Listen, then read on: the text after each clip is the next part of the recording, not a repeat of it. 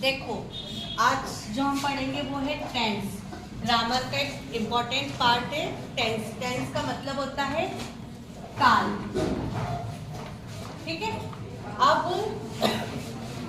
Grammar में जितने भी हम सेंटेंस बनाएंगे वो सब टेंस के अकॉर्डिंग बनेंगे। तो सबसे पहले हम ये समझेंगे कि टेंस क्या होते हैं, उनके पार्ट्स क्या होते हैं, फिर आगे हम समझेंगे।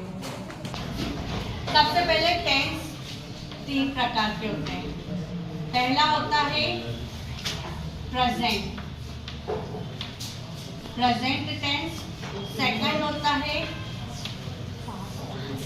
पास्ट टेंस और तीसरे नंबर पे आता है फ्यूचर टेंस।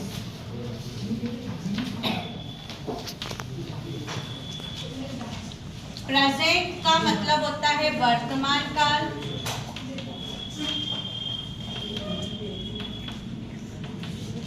पास्ट टेंस का मतलब होता है भूतकाल और तीसरा होता है फ्यूचर टेंस जिसका मतलब होता है भविष्यकाल। अब ये तो मेन 3 टाइप हो गए, प्रेजेंट, पास्ट और फ्यूचर। लेकिन आगे हर टेंस के 4 अलग पार्ट होंगे।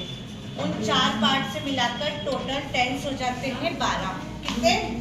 इसके 4, इसके 4 और इसके 4, ऐसे मिला के टोटल 12 टाइप के टेंस हो जाते हैं। सबसे पहले हम प्रेजेंट के 4 पार्ट देखते हैं।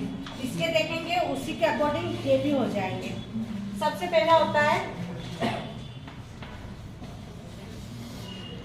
प्रेजेंट सिंपल और इसी का एक और नाम है इंडेफिनाइट।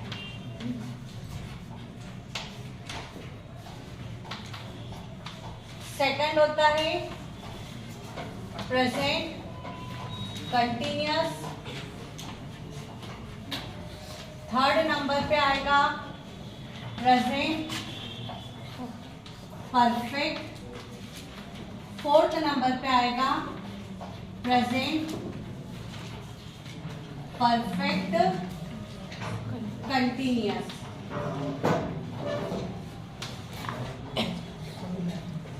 प्रेजेंट टेंस के ये चारों पार्ट है, प्रेजेंट सिंपल या present indefinite tense, present continuous tense, present perfect tense, present perfect continuous tense. इसी तरीके से पास्ट के भी 4 पार्ट होंगे। जहाँ पे मैंने लिखा है प्रेजेंट उसकी जगह आ जाएगा पास्ट। पास्ट सिंपल या past indefinite, past continuous, past perfect, past perfect continuous. इसी तरीके से फ्यूचर टेंस, इसके भी 4 पार्ट होंगे। प्रेजेंट की जगह फ्यूचर, फ्यूचर सिंपल या future indefinite, future continuous, future perfect, future perfect continuous, ये 4 हो जाएंगे। ठीक है। अब मेन आता है, हमने ये 4 पार्ट समझ लिए। अब इन चारों का यूज कैसे करेंगे, क्योंकि ये तो हमने देख लिया कि 4 टाइप्स होते, लेकिन हम इन्हें पहचानेंगे कैसे। तो उसके लिए सबसे पहले हमें ये पता होना चाहिए कि सिंगुलर प्लूरल क्या होते हैं, सब्जेक्ट क्या होते हैं, वर्ब क्या होती है, हेल्पिंग वर्ब क्या होती है, ऑब्जेक्ट क्या होते हैं। तो पहले हम उसे समझेंगे, फिर हम इन चारों पार्ट को कवर करेंगे। तो उसका बेसिक है, सब्जेक्ट से स्टार्ट करते हैं। सबसे पहले हम समझेंगे सब्जेक्ट कि सब्जेक्ट क्या होते हैं। हिंदी में इसे बोलते हैं कर्ता। मतलब कोई व्यक्ति काम कर रहा है उससे हम सब्जेक्ट बोलते हैं, जिसको हिंदी में कर्ता कहते हैं। अब ये जो सब्जेक्ट है ये बहुत तरह के होते हैं। कब कहाँ यूज करेंगे, कब हेल्पिंग वर्ब यूज होगी। सबसे पहले सब्जेक्ट देखते हैं कौन कौन से होते हैं। He, she, it, I, we, you, they, कोई भी नाम, ये सारे सब्जेक्ट होते हैं। He, she, it, I, we, you, they और कोई भी नाम। अब इनका मतलब होता है, ही मतलब होता है वह, लेकिन किसके लिए यूज होगा, ये केवल लड़कों के लिए यूज होगा, यानी बॉय के लिए। शी का मतलब भी होता है वह, लेकिन किसके लिए होगा यूज, गर्ल के लिए। जहाँ गर्ल की बात आएगी हम शी का यूज करेंगे। जहाँ पे लड़कों की बात आएगी वहाँ ही का करेंगे। इट, कोई भी नॉन लिविंग थिंग्स जो निर्जीव है, जो जीवित नहीं है, उनके लिए हम इट का यूज करेंगे। तो यहाँ हम लिख सकते हैं non living things, non living things. उसके बाद होता है आई। आई का मतलब होता है मैं, यानी जब हम खुद के लिए बोलेंगे तब हम आई का यूज करेंगे। ही का मतलब होता है हम। जब भी एक से ज्यादा लोगों के बारे में बात होगी तब हम वी का यूज करेंगे। यू का मतलब होता है तुम या आप, या तो तुम या आप, उसके लिए यू।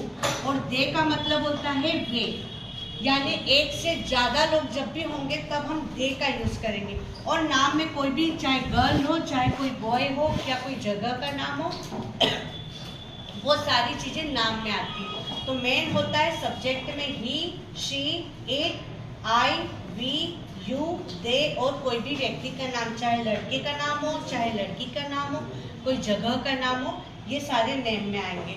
अब इन्हीं के अकॉर्डिंग हमें पता चलता है कि कब हमें वर्ब चेंज करनी है, कब कौन सी यूज करनी है।